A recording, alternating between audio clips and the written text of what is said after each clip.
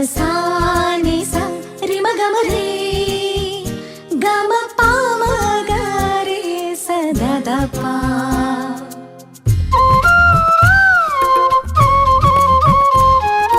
புல்வெளி பெய்யும் சாரலை போல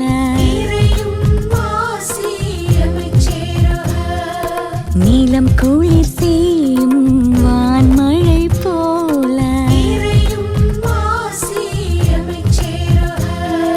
வான்வெளி உலவும் சூரியன் நிலவாய்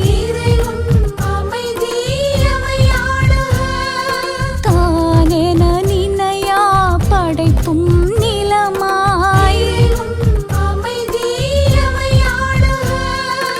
ஆசியும் அமைதியும் அகம் சேரவே இயேசு கிறிஸ்துவின் மனநிலை வேண்டும். ஆசியும் அமைதியும் அகம் சேரவே இயேசு கிறிஸ்துவின் மனநிலை வேண்டும்.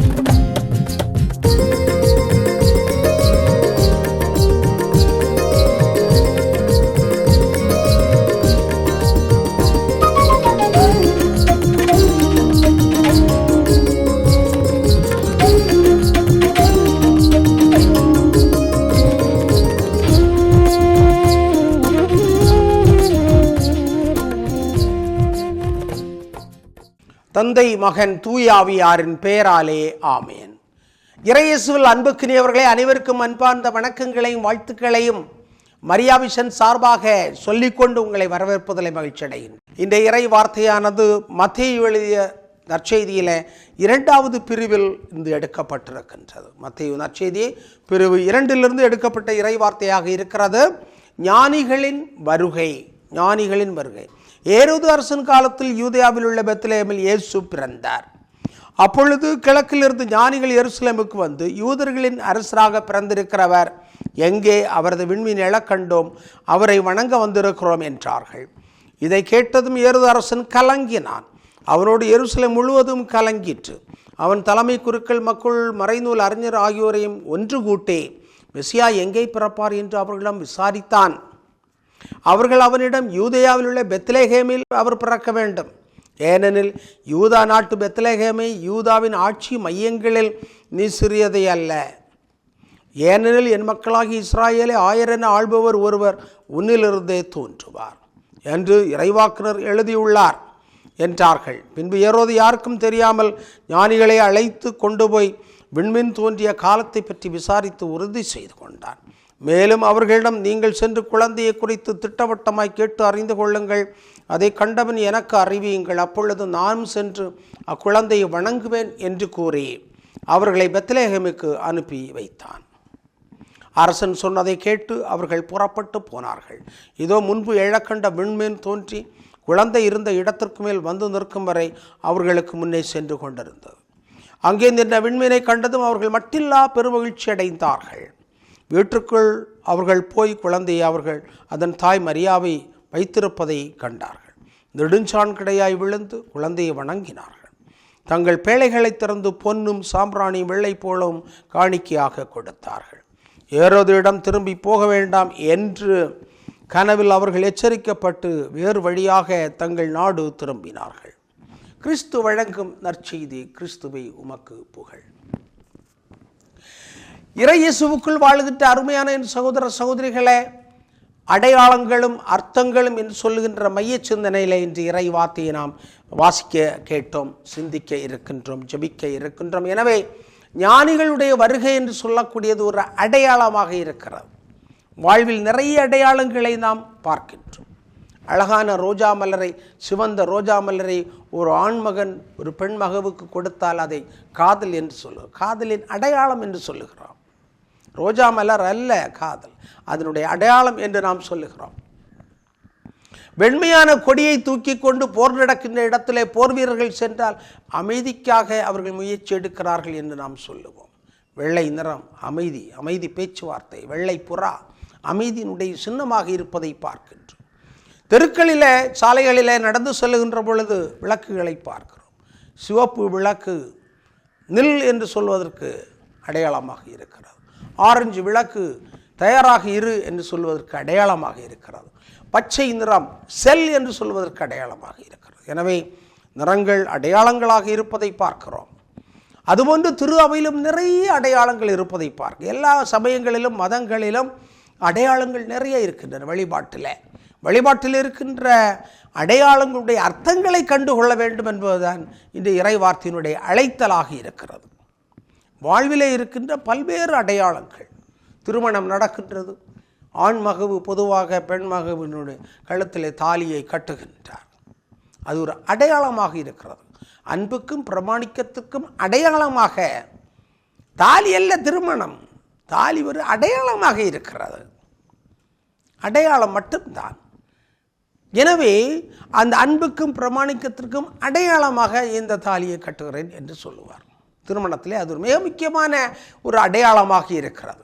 இதை பார்க்கின்ற பொழுதும் அன்பும் பிரமாணிக்கும் இருக்க வேண்டும் என்று சொல்லுகின்ற சிந்தனையானது கொடுக்கப்படுகிறது. எனவே அன்புக்கினியவர்களே, அடையாளங்களும் அர்த்தங்களும் என்று சிந்திக்கின்ற பொழுது உலகத்தில் இருக்கின்ற நிறைய அடையாளங்களை நாம் சிந்தித்து பார்க்க வேண்டும்.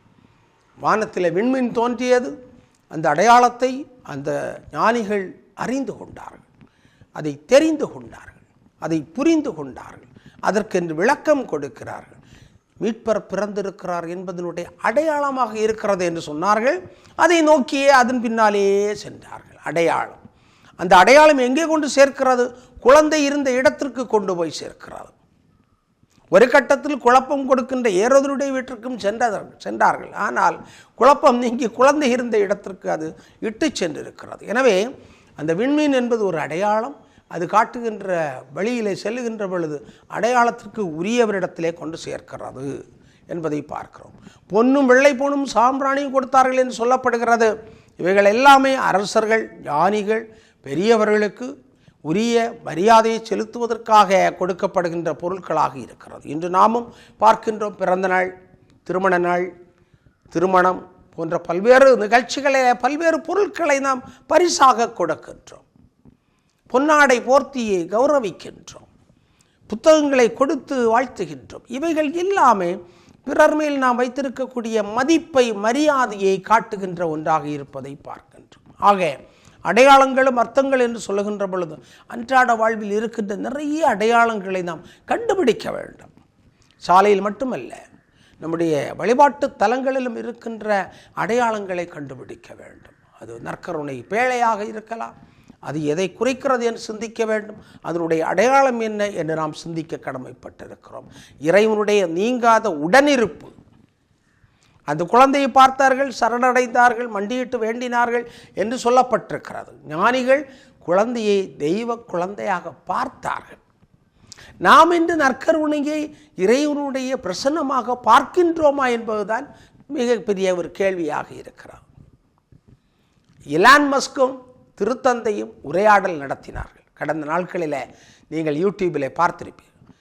வாழ்வு என்றால் என்ன, அதனுடைய அர்த்தம் என்றால் என்ன, நம்பிக்கை என்றால் என்ன என்பதை பற்றிய காரியங்களை திருத்தந்தை அருமையாக எலான் மஸ்குக்கு சொல்லிக் கொடுக்கிறார்.